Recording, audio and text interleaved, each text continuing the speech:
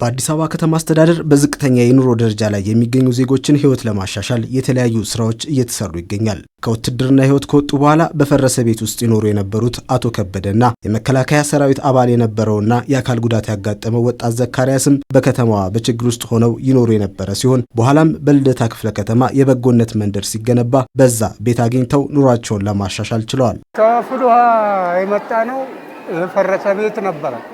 ከዛ እየተሰጠን ከፍልውሃ ነው የመጣ ነው። አሁን ደህና ኑሮ ላይ ነው። የመከላከያ ሰራዊት አባል ነበርኩት። ግን ያው በአዲስ አበባ ከተማ መስተዳደር በኩል እየተሰራ ያለው እያንዳንዱ ነገር ተጠቃሚ ነኝ።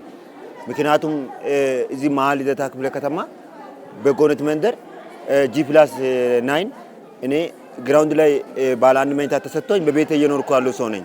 ምክንያቱም ይሄ ማንም አያደርግም።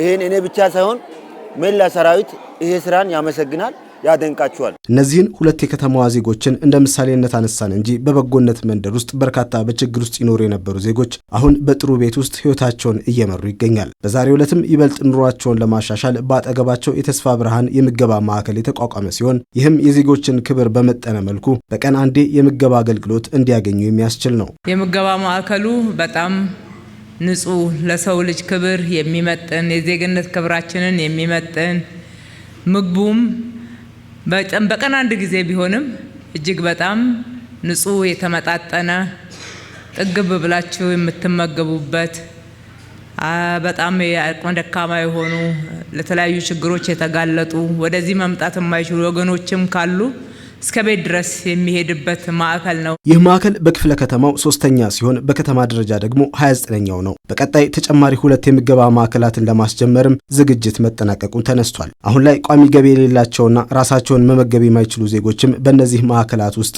ያለምንም መስፈርት መመገብ እንደሚችሉ ሲነሳ በመዲናዋ ምንም አይነት ምግብ የሚለምን ዜጋ ሊኖር አይገባምም ተብሏል። በየጎዳናው ምግብ ለዕለት ጉርስ ለሚለምኑ ወገኖቻችን ሁሉ ድጋሚ መልእክት ማስተላለፍ እወዳለሁ።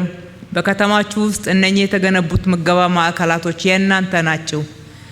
ንጹህ ምግብ፣ ደረጃውን የጠበቀ ምግብ በክብር እጃችሁን ታጥባችሁ በንጽህና መታችሁ እዚህ መመገብ ትችላላችሁ። በማዕከሉ የምገባ ተጠቃሚ ዜጎችም ስለተደረገላቸው ነገር እያመሰገኑ ማዕከሉ ህይወታቸውን እንደሚያሻሽልላቸውና በልተው ለማደር እንዲሁም በማዕከሉ ጥሩ ጊዜን እንዲያሳልፉ እንዳስቻላቸው ያነሳሉ። መብላት የማይችሉት እየበሉ በቀን አንድ ጊዜ ምሳ ሁላችንም እያገኙ እየበሉ ከጎዳና እየተነሱ ማንኛውም ሰው እየለዩ አይደለም፣ በብሔር በሃይማኖት ሳይለዩ ማንኛውም ኢትዮጵያዊ የሆነ እየመጣ እየተጠቀመ እየበላ ስለሆነ በእውነት ነው እኔ ብቻ ሳይሆን ሁሉም ያመሰግናል። በጣም ደስተኛ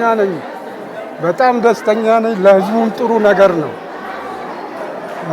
አሁን ነው ገናኛ ይደላል። 29ኛውን የተስፋ ብርሃን የምገባ ማዕከልን ያስገነባው የዳሽን ባንክ ቀጣይ የምገባ መርሃ ግብሩንም እንደሚያስተዳድር ሲገለጽ በከተማዋ የሚገኙ ትላልቅ ንግዶች ሲሰፉ እንዲህ ለዜጎች በሚጠቅሙ ሰው ተኮር ስራዎች ላይ እንደሚሳተፉም ተነግሯል። በከተማችን ብዙ ቢዝነሶች ይብዙ፣ ሀብታሞች ይብዙ፣ ሲበዙ ትርፉ ለወገኖች ነው ለብቻቸው አይደለም የሚለው ይሄው ምስክር ነው።